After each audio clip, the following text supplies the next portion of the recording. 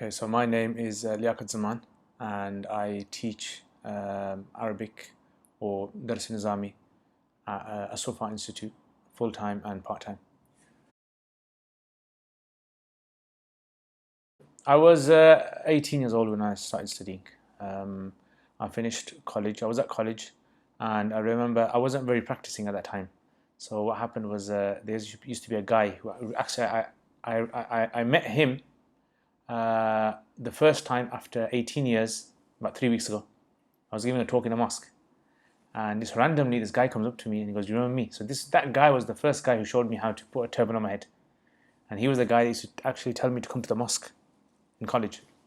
So I went to the mosque once, and there was a scholar there, and I still know him today, and he was studying Hidayah. So there was a guy with us, and he said to us, "This guy, he's studying Islamic law." And in them days, I didn't understand what the Alim course was about. So he said to me, "This guy's studying Islamic law," and I said to him, "What is Islamic law?" Because my understanding was an alim is someone who basically knows what the Quran is about, and maybe can do some talks. That was basically the pinnacle of ilm. So I said to him, "What is Islamic law?" So he told me. He goes to me, it's about learning about tahara, purity, salat, and business, trade, and marriage, and all those things." So you can probably say maybe that Maulana who I saw, he was putting his shoes on. Yeah, that was the inspiration for me to want to learn about. Or maybe there was other things as well, but that was the thing that kind of I remember. And so what I done was I spoke to my parents, and they weren't really happy with it because I was in college and I was planning to do dentistry. Then I didn't want to spend my life looking in people's mouths, so then I decided optometry because my elder sister was doing optometry in Aston University. Then I said, forget that, I don't want to be smelling people's breath again because I've got to look right in the eyes.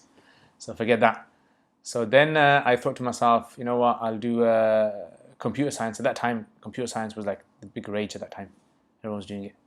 And so I was kind of doing my A-levels at that time. And so I spoke to this Maulana. I spoke to my granddad actually when he was alive. And he said to me that he knows a guy who can get me into Kidderminster. So what happened was we had this meeting, and he basically came, and I remember it was in the Tablighi Markaz. I used to go there on the Thursday nights. So in the Tablighi Markaz he came, he met me, he gave me a form to fill in, and he said, "It's fine, you're going to join Arbi Awwal," whatever that was. And I got that form, took it home. Then I met this Maulana. So the Maulana goes to me, "Look, what you can do," this is another Maulana this is, he said, "You can actually go to Pakistan, much better studies there, and the level of education is just quite high there as well." So I thought to myself, if I'm going to be studying it, I might as well just do it the full way. So I went back and I told my parents. They weren't happy again, like, what's this? Mum was okay with it, but my dad was saying, "Look, just finish your university, get into uni, do your uni course, and then." But my granddad said, "We've got relatives in Karachi, and there's a madrasa there, Banuri town." He goes, "I can get you into there."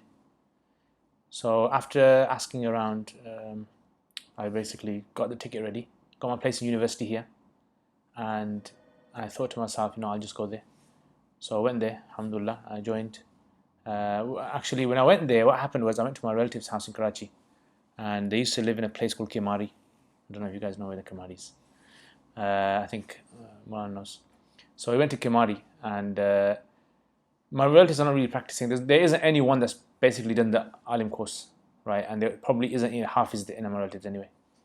So they were like shocked, thinking a guy all the way from England is coming here to go and study in one of our madrasas. And the madrasas there are like free of charge. You don't have to pay for a thing. The only thing you pay for is your food and maybe your clothes. You got to get washed. So there was a guy there. He was an imam of a mosque. His name was Maulana Bilal. So my granddad spoke to him and said, "Can you show him madrasas?" So he took me to Binuri town, right? And I remember I went there, and there was like this ice cream place, and it looked so nice, but the ice cream tastes rubbish. Yeah, but then that became like the big thing. So there was a cake shop there, and the cakes looked so beautiful. But then you realize that they're all like fake cakes, or like cardboard cakes. And there was a drink shop that looked very nice. So that's the only kind of thing that really appealed to me about Banuri town, because inside it was, apart from the masjid, the hostel that we were staying in, or was supposed to stay in, it was like filled with cockroaches. and the odd mouse or rat might just jump out somewhere, and you had all these foreigners packed out rooms, and it was just so crazy. So then after that, he took me, gone to his motorbike. We went to Banoria, which was like about an hour's drive from there. We went to Banoria, another madrasa. So we went there, and it was like very nice. Setup was very nice. Everyone had AC in their room. The foreigners had AC, air conditioning. It was more chilled out. There was less foreigners there relative to the space. But I don't know. I just felt Banoria town was better. To me, it felt more comfortable. So I joined there, and that's where it all started off. Alhamdulillah. So I graduated in 2008 from the Dars al-Nizami course. So 2000 I went, and 2008 I graduated. The easiest thing I can say is this. Number one, Zakat is an obligation from Allah that every single Muslim who has a certain amount of wealth has to give 2.5% of their wealth for the needy of the community. Number two is, what wealth do we have to give our zakat in? So zakat has to be given from 5 types of wealth: gold, silver, cash, business stock, equity and shares, and pensions. So these are the 5 things you got to give your zakat in. Now, if a person has, let's say, clothing that's worth hundreds of pounds, thousands of pounds, is there any zakat in there? No. So anything besides these 5 things, you don't technically have to give zakat on it. Then when it comes to working out your zakat, what you do is you sit down, get a piece of paper, and work out how much gold you have, silver, and you work out the value of that. You work out how much cash you have in your account, on you, in any kind of online, even like currency, bitcoins. You work that out. You work out how much stock you have, business stock, cash in the business, liquid assets. And number 4, you work out how much shares you have in a company. And number 5, you work out how much pensions you have. Now you see the stock and the pensions, what you have to do, you have to work out in the business. Not everything in the business is zakatable. It's not subject to zakat. There might just be a small fraction. Like an example is BT last year, their zakatable assets was only 3%. So you don't have to give the whole thing. So you just work out your percentage. NZF have come out with a proxy, which is if you don't know how much has been invested in that business, you can use 25%. Because last year they went through the FTSE 100 and they found that the FTSE 100 maximum is only 25% of it is zakatable. Right? So that's all you have to do. And pensions work the same. If a pension is a pension where you don't have control of the funds, or you haven't allocated a fund manager, you don't have to give zakat on that. State pensions, defined benefit scheme pensions, no zakat on those. But if it's a defined contribution scheme pension, where you're the one who's in control, or you choose the fund manager, right, and they send you a letter and tell you where your investment has been invested, you got to do the same that you did with the shares. And every year you've got to give accordingly the amount of zakat that you have to give. Finally, what you do is you work out all your liabilities. When we say liabilities, what we mean, anything which is outstanding on the day of your zakat. Right? So when we say it's day of your zakat, what that means, NZF base their zakat calculations predominantly on the Hanafi school of thought, which is on a particular day of the year, you are eligible to give zakat. So you have to remember that day, and it has to be according to the Islamic calendar, the lunar calendar. So let's say you use the first of Ramadan. So every year in the first of Ramadan, you're going to work out how much, all the 5 assets you have, how much outstanding debts, whether it's to the bank, whether it's to an individual, whatever it is, you've got to give it. And then you minus those. Common question is, what if I've got a mortgage or a student loan? How do I minus that from my liabilities? So because it's a structured loan, what you do is, whatever is owed to the financial institute in the next 12 months, future 12 months, you minus the interest, and the rest of it you can deduct it from your 5 assets. And then finally, you just work out the total and then give 2.5% of that. How do you work out 2.5%? Just divide it by 40. Whatever sum you get, divided by 40, then you got your zakat. And then, who do you give it to? You have to give it to, the Quran mentions 8 categories. But the thing to remember by the 8 categories is, it's difficult to go and find people in your community. If you can ideally know people in the community and you can give it to them, alhamdulillah, that's the best thing. Your relatives are first when it comes to charity. And if there's people in other countries who are in need, you give it to them as well. But giving it locally as well. And if you want to give it to a charity organization and they'll distribute it to the people who are needy, then you can. You can't give it to like things that you think are a charity cause, but they don't fit in the 8 categories. So if it doesn't fit in the 8 categories, like if you want to give it to the taxman, you say, my tax is going to be zakat this year, right? Your zakat's not done basically, right? Because that's not one of the 8 categories. And that's it. So usually when I ask people about their zakat, what I say to them is, can you work out the first time you had the threshold of zakat? So there's two thresholds that are used. It's based on the gold and silver, by metals. The gold is 87.45 grams of gold, which in today's time works out to about £2,670. And the silver is 613.35 grams of silver. And if you work that out, it works out to about £245 roughly. So what I would say is, what you do is you work backwards and you work out through your statements how much wealth you had in the past. And whenever your wealth reached £245, let's say, you look 12 months down the line, and if you have more than £245 or whatever the current nisab is, threshold is, you give zakat on how much ever you have. You can give it to anyone besides your ascendants and descendants, as long as they're eligible. According to majority of scholars, no. No. When you have a joint account, there's two ways you approach it. The first way you approach it is, whatever you've mutually sort of agreed to, whatever percentage that you've divided the account on, you use that. So let's say it's 50-50. So therefore you're going to assume 50% of whatever's in the account is yours and 50% is your wife's.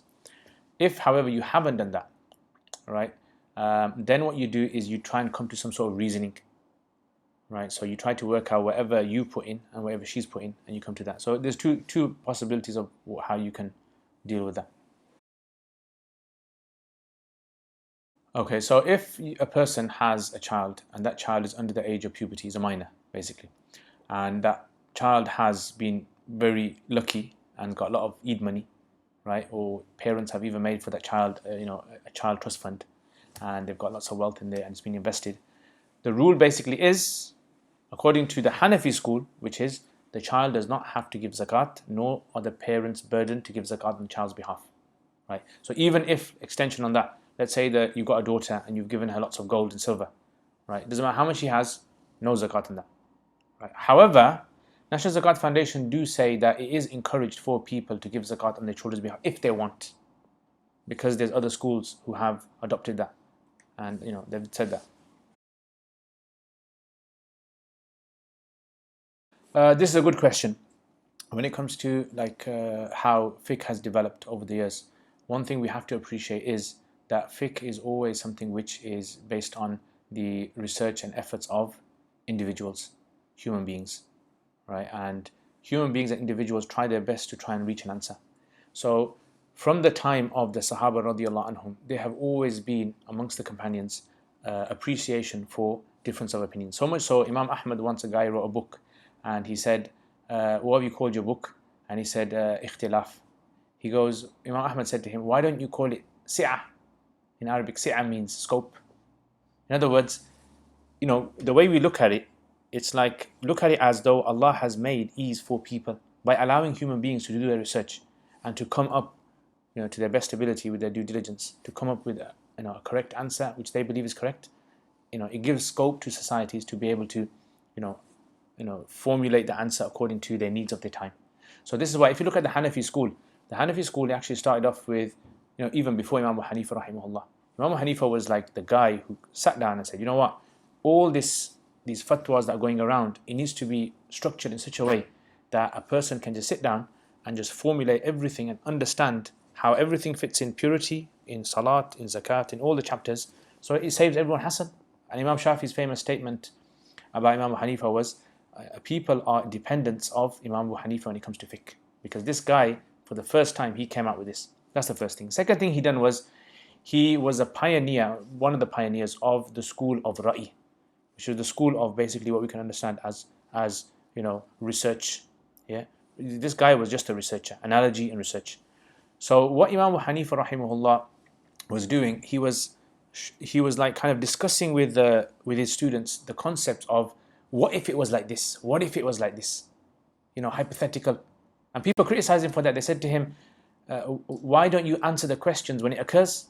And he said that إِنَّا نَسْتَعِدُّ لِلْبَلَاءِ قَبْلَ نُزُولِهِ. We prepare for problems before they actually occur. So what he began to do was develop this idea of critical thinking. We need to think about how the Sharia is structured. It has to be, Allah is the Hakim, the wise. Everything has to have reason under it. So Imam Hanifa, he developed this school, and this school slowly, initially started off like fluid, very fluid, but it became codified in the form of books that were written by his students and the later students. And then as time went by and Hanafis began to scatter around the earth, you saw like some Hanafis developing the fiqh in Transoxania, yeah, Central Asia, in Bukhara and Mawara and Nahar and these places. And then you saw some Hanafis in Iraq, and there was like a big sort of like a difference in certain masail between the two schools, like really usuli, principle-based ikhtilafs. And then you had like Hanafis that dispersed from there, and then they began to go to, there was Hanafis in West China, and then there was Hanafis that dispersed and they went into majority of the, from the 200s, you can say, Islamic hijrah, right, to 200s all the way till about 400 or 500. Hanafis were the only ones that were given permission to issue fatwa and become judges in the magistrate courts. So Hanafis dispersed, and actually found this very interesting. There was even a Hanafi school until 100 years ago in Tunisia. The royal government, the royal family of Tunisia were Hanafis, even though the public were Malikis predominantly. So this Hanafi kind of strain of Hanafi school was still existent there. And Hanafis are very kind of, the thing about Imam Hanifa rahimahullah, he was very much into trying to preserve the Sunnah. But not just preserve the Sunnah, but also apply the Sunnah as well. So this is why Imam Hanifa influenced the Maliki school. Their main book, which is the Mudawwana, is influenced predominantly by Al-Asad al-Furat, who actually was sent to Kufa, Baghdad, to go and study from the Hanafis, so that he could get the understanding. And the Shafi, Imam Shafi, is, he studied all the Imam Muhammad's books, the Zahir Riwayah, he studied all, and then he was influenced by that. And then you had others. So if you look in the Indian subcontinent, what happened was there was a Hanafi strain that was moving that way, and then because of political and because of circumstances that they were in, the Hanafi school was preserved and it was frozen in a certain way. And one thing people always want to do in history is whenever they find that fiqh is starting to work now, they want to freeze it and codify it, and they want this to be the one that's going to last for a long time. But Allah wants something else sometimes. So there was this Hanafi school that was taking place over there, and then there was a Hanafi school in Ottoman Hanafi school, and then there was one in Syria. And so you had this in India subcontinent, you had the movement of hadith, and so hadith was affecting or was influencing fiqh rulings. So you had this hadith movement there, and then you had just a pure fiqh movement that was in other parts of the world. So this is why the Hanafi school is always a school which is very flexible, and it's been adopted by many countries today. The Majallat al-Ahkam al-Adaliyah, which was a book that was dedicated to lawyers in Ottoman Empire, and it was written, one of the writers of the book was the son of Imam Ibn Abidin, whose fatwa are very well known amongst the Hanafi scholars. So this book now has become the main book in the Ottoman Empire. Many people had written commentaries on it. It became a book which was adopted in Egypt. Egypt actually wrote their own one on domestic issues by Qudri Basha, and then it was like fiqh was taking a new shape now. It was becoming more like kind of maxims and laws. So yeah. What I would say is, I remember once when my teacher, Sheikh Farooq Hassan Zay, it was the last few days, he said to us, he goes, you guys need to ponder over what Allah says in the Quran. So I said to him, Ustad, how do we know that we're qualified to ponder over what Allah says in the Quran? So he says, every Muslim, Allah has given them the ability to be able to think. And any ayah that you read, any sort of reflection that you can do in your life about this is pondering over the ayahs of the Quran. So if in the Quran Allah mentions about the idea of supporting your community, you think to yourself, what am I doing for my community that I can support them? What kind of, like we were talking about zakat. Is it just giving your financial support to help the needy in your community, or is it more? Does a Muslim have to do more? So it kind of puts you into this kind of sort of mindset that as a Muslim, I'm supposed to be bringing the Quran into my life. So I think tadabbur, everyone can do tadabbur. Tafsir is a different thing. Tafsir is basically trying to understand what's being said. So once you've gone beyond the tafsir, once you've asked a scholar or read a tafsir, and you know what the Quran is saying or translation, then after that, thinking for yourself, I don't see a problem with that, inshallah. Mine is probably David Beckham.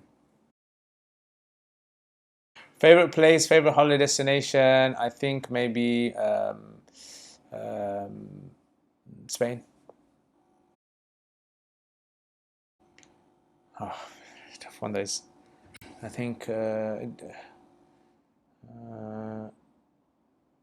is a tough one. This is there's one place called Rusty's.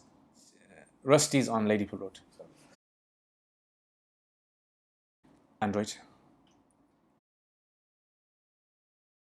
Biryani. Biryani. Sheikh Al Husari to write a book.